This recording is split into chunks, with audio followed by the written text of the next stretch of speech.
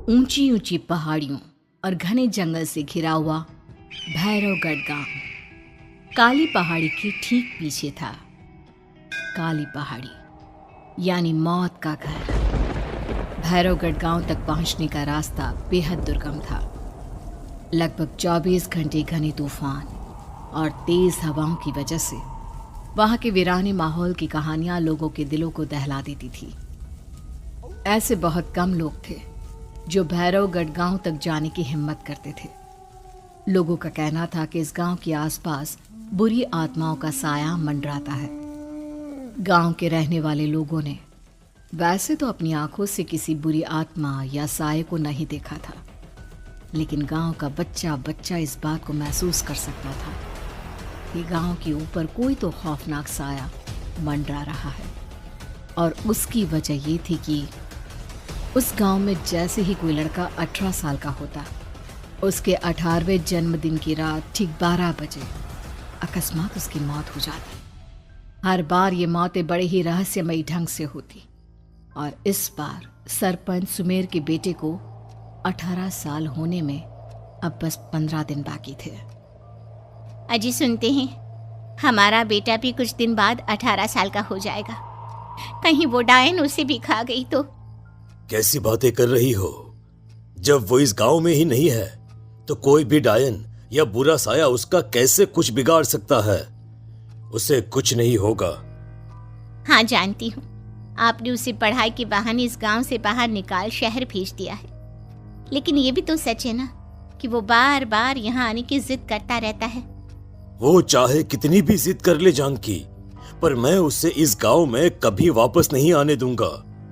मैं नहीं चाहता कि गांव के दूसरे लड़कों की तरह मेरे बेटे की भी अजीबोगरीब ढंग से मौत हो जाए।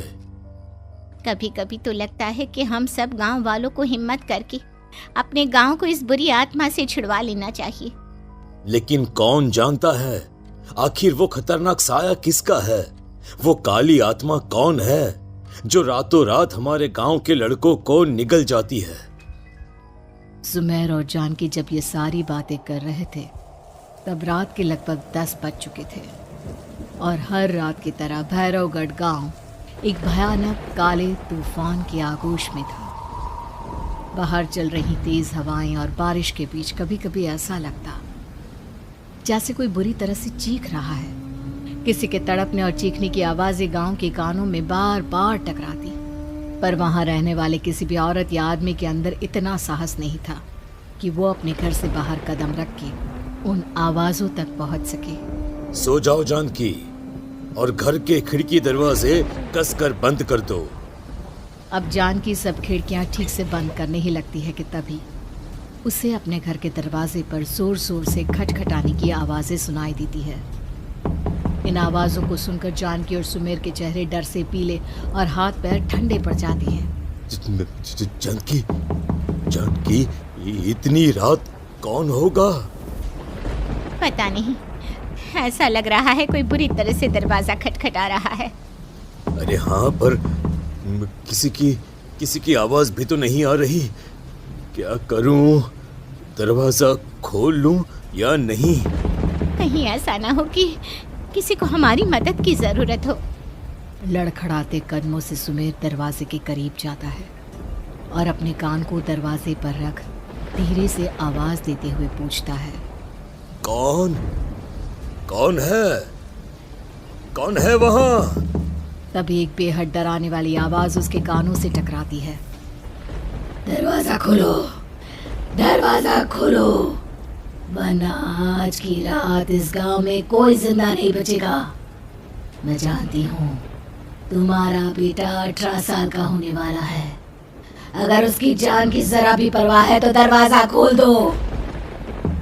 इस आवाज को सुनते ही सुमेर घबरा कर पीछे हट जाता है और जानकी को पूरी बात बताता है। कहीं वो डायन हमारे घर तक तो नहीं पहुंच गई? अब हम क्या करेंगे? मुझे दरवाजा खोलना ही होगा जानकी। मेरे पास अब कोई रास्ता नहीं है।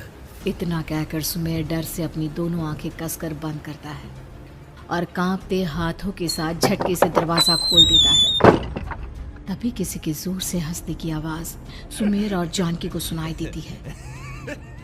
उस आवाज को सुन दोनों दरवाजे की तरफ देखते हैं और सामने अपने बेटे राहुल को खड़ा देख दंग रह जाते हैं। राहुल के हाथ में उसका मोबाइल होता है जिसमें से वो आवाज बज रही थी। ये क्या मजाक है? और तू यहाँ, तुझे मना किया था ना गांव में आने को, समझ में नहीं आता क्या? 18 साल का होने वाला है तू। माँ, आप लोग भी पता नहीं किन अंधविश्वास भरी बातों पर भरोसा करते हैं। क्या मैं अपने घर नहीं आ सकता? आप लोगों से नहीं मिल सकता? देख बेटा, हमने तुझे किसी वजह से ही इस गांव से दूर रखा था और यहां आकर तूने अच्छा नहीं किया। चल चल चल, मैं तुझे अभी के अभी वापस शहर छोड़कर आता हूं। ओफो पापा, आप बेकार की बातों से परेशान हो रहे हैं। बाहर इतना तेज अंधड़ तूफान चल रहा है, कहीं जाने की जरूरत नहीं है। मैं बस आप लोगों से मिलने आया हूं, कुछ दिन रहकर चला जाऊंगा। दिमाग खराब हो गया है इस लड़के का, नहीं जानता कि इस गांव में ये सुरक्षित नहीं है। किसने कहा था तुझे यहाँ आने को? ये आवाजें सुन, बाहर से जो आवाजें आ रही है तुझे सुनाई नहीं देती क्या? अरे माँ, जब जोर से तूफान चलता है, तेज हवाएं चलती हैं, तो इसी तरह की आवाजें आती हैं। ये बहुत नॉर्मल है माँ। नॉर्मल होगी तेरे लिए बेटा। 4 दिन शहर में पढ़कर आया है तो अपने माँ बाप की बात नहीं मान सकता। माँ, मुझे अभी बहुत जोरों से भूख लगी है, पहले कुछ खिला दो, और रात भी बहुत हो गई है। हम इस बारे में कल बात करते हैं, ठीक है? राहुल के वापस आ जाने से जानकी और सुमेर की आंखों की नींद उड़ गई थी। खाना खाने के बाद राहुल तो अपने बिस्तर पर जाकर सो गया, लेकिन जानकी और सुमेर पूरी रात उसके कमरे के बाहर पहरेदारी करते रहे। उन्हें पल पल इसी बात का डर था कि कहीं उनके बेटे को कुछ हो ना जाए। रात बीतती है, सुबह का सूरज निकलता है। अब जैसे ही वो राहुल को नींद से जागते देखते हैं तो उन दोनों के दिल को सुकून मिलता है। अरे माँ, पापा, आप अभी तक यहीं बैठे हैं? क्या पूरी रात सोए नहीं? जिनके जवान बेटे की जान को खतरा हो, उन माँ बाप को नींद नहीं आती बेटा। अब तो वापस शहर चला जा। देखो माँ, मैं किसी जरूरी काम से इस गांव में आया हूं, और वो काम पूरा होने के बाद मैं खुद यहां से चला जाऊंगा। काम? गांव में तेरा क्या काम है? पापा, मैं बचपन से ही इस गांव के बारे में बेहद डरावने किस्से सुनते आया हूं, इसीलिए अब मैं उन्हीं किस्सों के ऊपर डॉक्यूमेंट्री फिल्म बनाऊंगा। रिसर्च करना चाहता हूं कि आखिर सच्चाई है क्या। हे भगवान, लो जी, सुन लिया, और भेजो इसे पढ़ने के लिए शहर। मैंने आपसे पहले ही कहा था, मेरी बहन के पास दूसरे गांव भेज दो। ना ये शहर जाता और ना उल जुलूल की बात इसके दिमाग में आती। जानकी और सुमेर राहुल को समझाने की बहुत कोशिश करते हैं, पर वो किसी की बात नहीं सुनता और अपना कैमरा लेकर गांव की पास वाली काली पहाड़ी की तरफ निकल जाता है। अब राहुल जैसे ही काली पहाड़ी पर पहुंचता है, उसकी नजर पहाड़ी के ठीक बीचों बीच बनी एक पुरानी झोपड़ी पर पड़ती है। यहाँ भी कोई रहता है क्या? ये इंटरेस्टिंग होगा। राहुल की आवाज पहाड़ों से टकराकर उसके कानों में सुनाई दे रही थी। उसने चारों तरफ का नजारा देखकर वहां की तस्वीरें अपने कैमरे में उतारना शुरू कर दिया। तभी अचानक राहुल ने अपने कैमरे में खींची हुई तस्वीर को जूम करके देखा, और उसमें उसे जो नजर आया वो देखकर राहुल की होश उड़ गए। क्या सचमुच उस गांव के ऊपर किसी बुरी आत्मा का साया था? क्या राहुल की जान बच पाएगी? क्या देखा था राहुल ने उस फोटो में जिसे देखकर वो दंग रह गया? इन सवालों के जवाब जानने के लिए देखिए इस कहानी का अगला भाग।